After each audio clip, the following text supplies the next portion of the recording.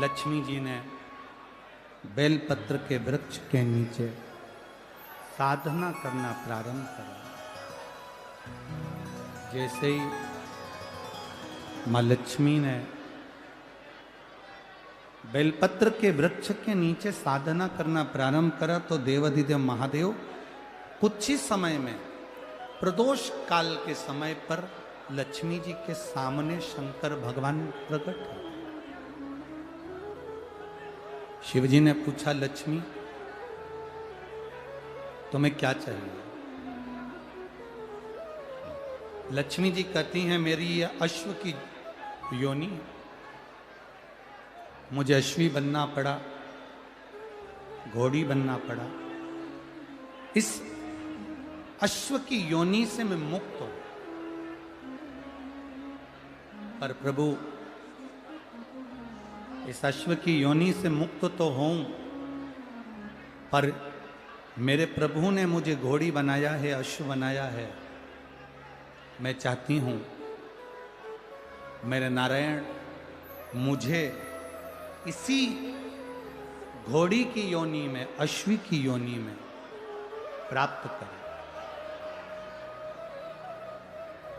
इस घोड़ी की योनि में, इस अश्वी की योनि में मेरे स्वामी, मेरे नारायण मुझे प्राप्त।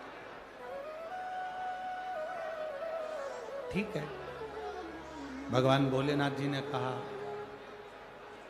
आप चिंता ना करें।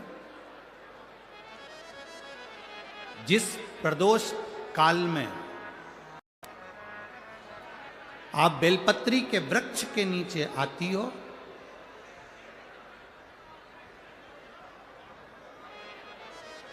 दुनिया का कितना भी दरिद्र व्यक्ति हो,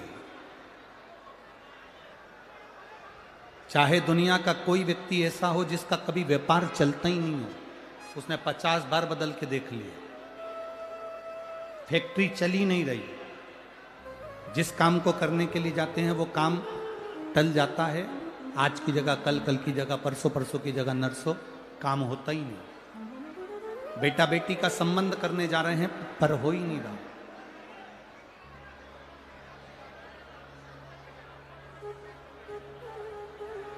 कितना भी दरिद्र से दरिद्र व्यक्ति है, कितना भी दीन से दीन व्यक्ति है, एक नियम वो अगर अपनी जिंदगी में बना ले, प्रदोष काल में, प्रदोष के समय पर बेलपत्री के वृक्ष के नीचे एक बार जाकर नमन करना और प्रदोष काल में शंकर भगवान के मंदिर में दिया लगाना, ये दो चीजें अगर वो 3 महीना भी लगातार कर ले तो उसके जीवन में कभी कोई समस्या आ ही नहीं सकती, कोई दुख आ ही नहीं सकता। एक नियम बना, जैसे जिस नारी को, जिस पुरुष को, जिस बच्चे को, जिस बड़े को चर्म रोग हो जाता है, चमड़ी सफेद पड़ने लगती है, जब चमड़ी सफेद पड़ने लगती है, चर्म रोग जैसा जब हो जाता है या चर्म रोग उसको घेरने लगता है, चमड़ी जब सफेद पड़ने लगे या चमड़ी काली पड़ने लगे, या चर्म रोग सोराइसिस जैसी बीमारी तक के लिए है हमारे।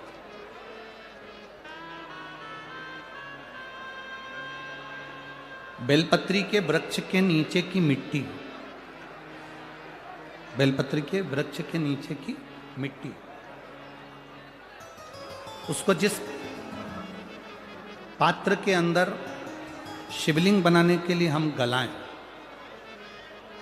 जिस पात्र के अंदर हम शिवलिंग बनाने के लिए उसको गलाएं और शिवलिंग का निर्माण कर कर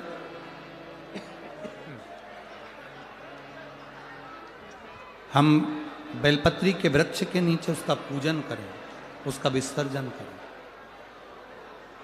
और बेलपत्री के नीचे की जो मिट्टी है, जिस पात्र में गलाई जाती है, उस पात्र के पानी का स्नान, उस मिट्टी का थोड़ा सा भाग अपने शरीर पर लगाकर, जहाँ सफ़ेद चमड़ी हो रही हो या श्वेत चमड़ी हो रही हो, वहाँ लगाकर और उसका स्नान करना यदि हम प्रारंभ करें परंतु प्रदोष जैसे अपन शंकर भगवान के मंदिर जाते हैं, दर्शन करते हैं, पूजन करते हैं, उसी तरह बेलपत्री के वृक्ष के नीचे की मिट्टी को गलाकर हम शिवलिंग का निर्माण करते हैं।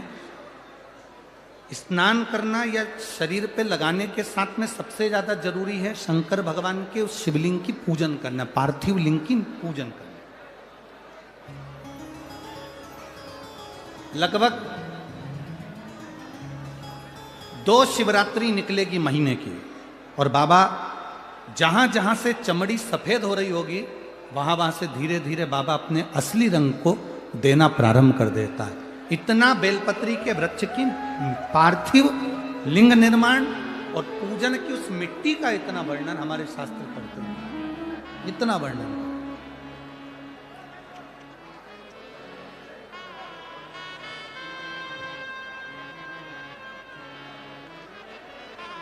शिव कथा कह रहे,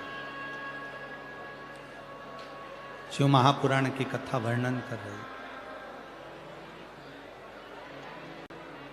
स्वयं भगवान देवादिदेव महादेव ने नारायण से जाकर प्रार्थना करी। स्वयं भगवान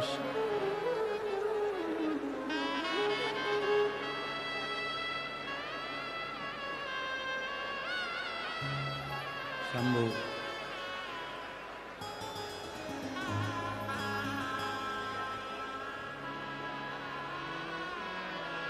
स्वयं भगवान शंकर ने नारायण से जाकर प्रार्थना करी कि माता लक्ष्मी